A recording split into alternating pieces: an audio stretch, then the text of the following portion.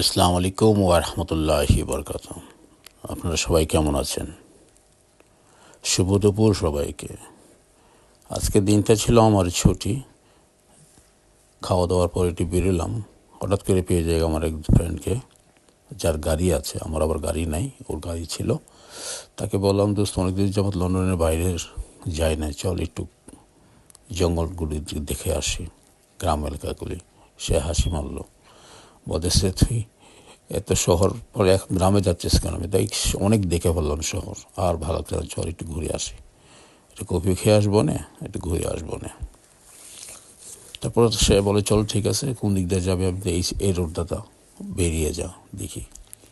এই দিক দিয়ে বেরিয়ে খুব ভালো লাগে আর কি, মানে পাহাড়ের মতো উপর থেকে যখন নিচে নামে খুব ভালো লাগে, আবার নিচে যখন উপর উঠে খুব ভালো লাগে।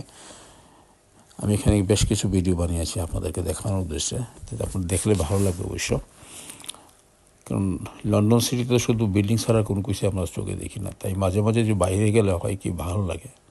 ওকে চোখের ইয়েটা, মানে চোখের যে একটা আকর্ষণ থাকে দেখার, সেই আকর্ষণটা মিটে যায় যখন গ্রামে যাই। খুব ভালো লাগে, অপূর্ব দৃশ্য, সবুজ আর সবুজ, ফাঁকা ফাঁকা বাড়িঘর, কতই না ভালো লাগে। যদিও তেমন কিছু নাই, মার্কেট বা এখানে দোকানপাট শপিং মল নাই, বাট খুব সুন্দর জায়গা। মানে যতই দেখবেন ততই ভালো লাগবে। লন্ডনের বাইরে বেশি দূর না, 1 ঘন্টার জার্নি মনে করেন, একটু দূরে গেলেই এমন সিনারি দেখা যায় আর কি, একেবারে ন্যাচারাল, যেগুলি দেখলে প্রাণ ঝুরিয়ে যায়। চতুর্দিকে শুধু সবুজ আর সবুজ, কতই না ভালো লাগে। খোলামেলা জায়গা, সেটা বিশাল বড়, দেখেন খোলামেলা জায়গা। আর আমাদের এখানে তো এরকম জায়গায় খুঁজে পাওয়া যায় না,